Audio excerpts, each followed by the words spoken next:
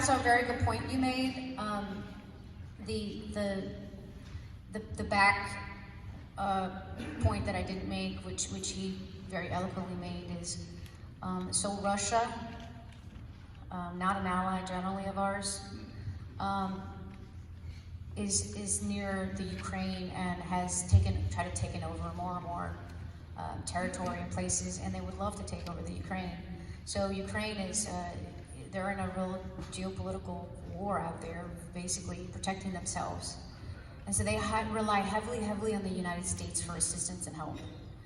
And so if the United States is not going to give that assistance and help, they're threatened by Russia. And so you have a situation where Ukrainians will do almost anything for that help to protect their country. So that's what makes this that much worse, because you have a country that's heavily dependent on the United States. And when that country is saying, hey, I need you to do me a favor, or saying, we're not going to give you this until that, or in this case, has been withholding military aid until they get what they want, that's the danger here. That is the danger. So I want to recognize two more elected officials that have joined us in the back. If you will raise your hands, we start with the council member, Jawan Hilton from Carson. And right next to him, we have Monica Cooper, the city treasurer here in Carson. Thank you for joining us. Okay, I have a comment card, or maybe this is a question. Richard Woods of Carson. Richard, are you here? Yes. Hi, Richard. Do you want to read your card, or should I read it?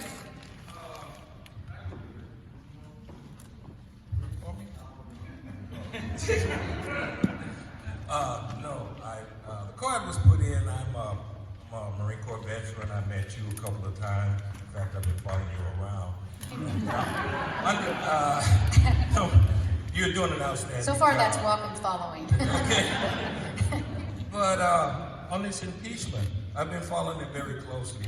As a combat veteran, U.S. Marines, Vietnam veteran, I know about a commitment when you make it to your country. Thank you. You understand? Okay. What the president has done is he's just circumvented so many norms that we live by. Okay. And what's happening is, what my question was, you're getting so many different versions. Okay, depending on which news outlet you look at. Okay.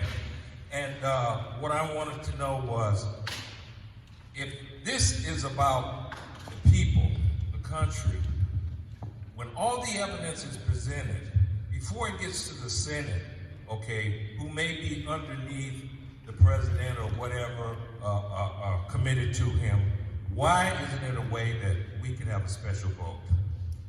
Okay? You mean amongst the people? Among the people. Why can't we vote on whether we believe what we've heard from our particular outlet, that he should be impeached and removed, or should he continue to serve in office? If this is a country that we believe in the Constitution and what's going on, we should be able to speak on it, okay? We see what's coming out of the news media and everything like that, and they all have their special agendas and whatever they're pushing, okay? But once all the facts are presented and they're out there, why can't we have an input on it? So the way the founding fathers structured it was they structured it so that presidents are elected every 4 years. And so the general public gets their vote, but it doesn't happen until every 4 years. There's nothing in the Constitution that says the American people get to decide on impeachment. They left that for the legislative branch. And so we can't have a vote on the president until he's really up for re-election. So you can have a vote on the president, assuming he gets to the November election without being removed. You will have that opportunity to say, I as the American people want a vote on whether this guy should be in office or not. And so because he got elected under our rules, under this democracy, he's entitled to 4 years unless there is something like the impeachment, and that's really the only thing that I've seen in the Constitution. And so the Constitution lays out the terms, which is that 4 years, and it lays out the impeachment process, really more of the impeachment ability to impeach, and that's up to Congress. So that's why there's nothing in the Constitution that provides for that. On the contrary, the Constitution provides for a vote every 4 years.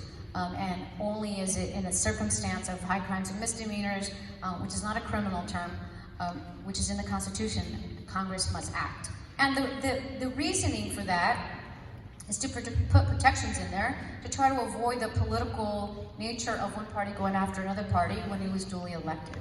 And so that's the reason why.